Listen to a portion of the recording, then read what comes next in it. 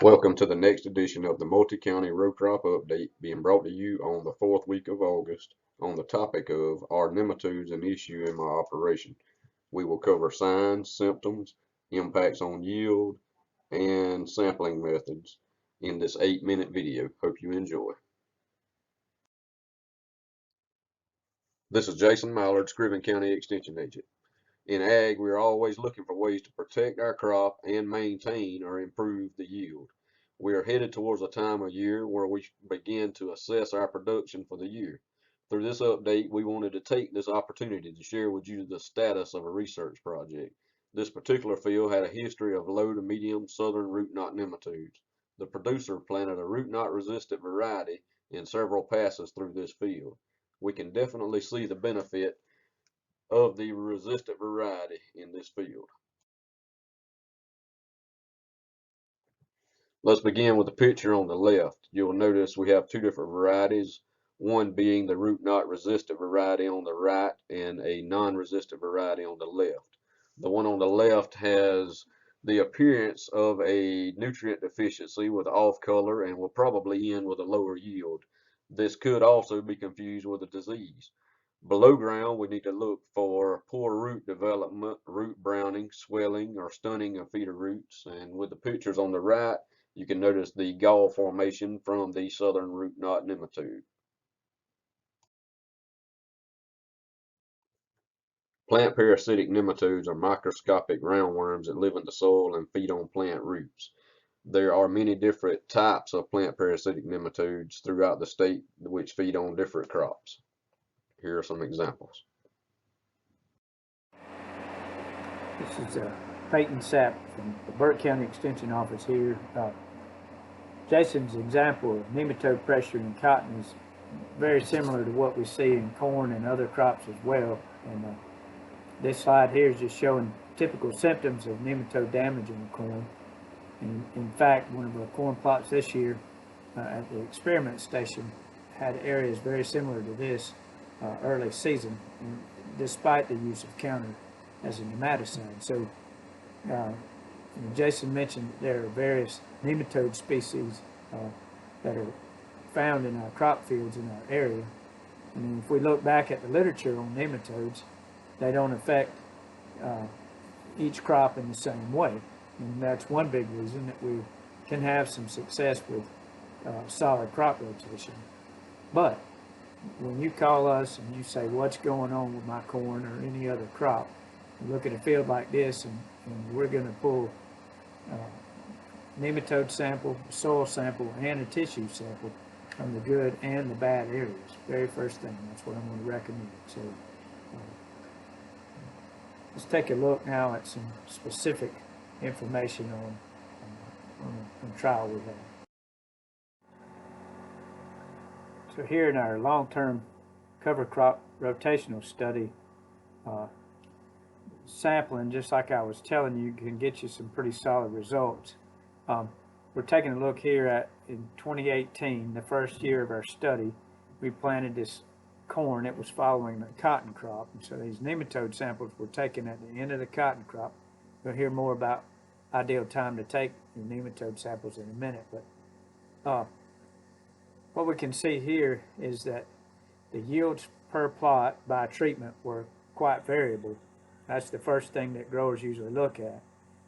This field had symptoms of nematode damage, and the numbers suggest that nematodes are present, right? We know they're there. The thing that should make us look twice, though, is some plots had high numbers of parasitic nematodes, yet they still had respectable yields.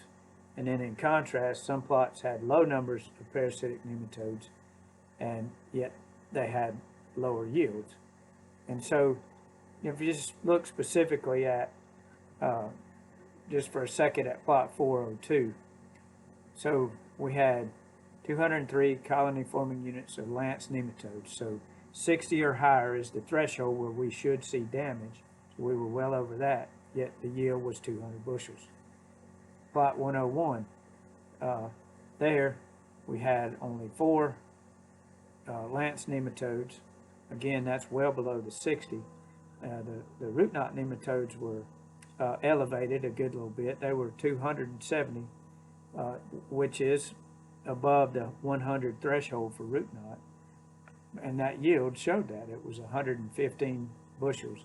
There was probably another factor too. I know that that particular plot is in an extremely sandy soil, so we could have had other factors.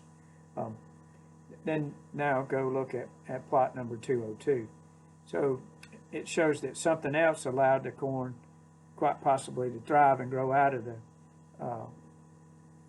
nematode pressure. So it shows that we have 425 root knot nematodes, and yet the yield for that particular plot was 281 bushels. You know, effectively sampling for nematodes, using your nematode sample, soil sample, and tissue sample to drill down and look at what's actually happening is going to be what you have to do, and that helps you refine your management plan for the next year and figure out how you're going to live with the nematodes and grow your crops in spite of them being there. So just hopefully that helps you take a look at this stressor pest, if you will, and let's hear what Pam has to say about sampling.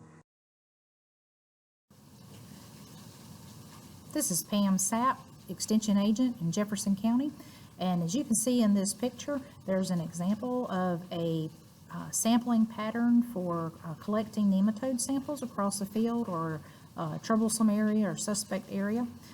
The main thing here is that you get enough samples and don't just take from one or two plants. And when I take my soil samples from these areas, I like to go in under the row at like a 45-degree angle.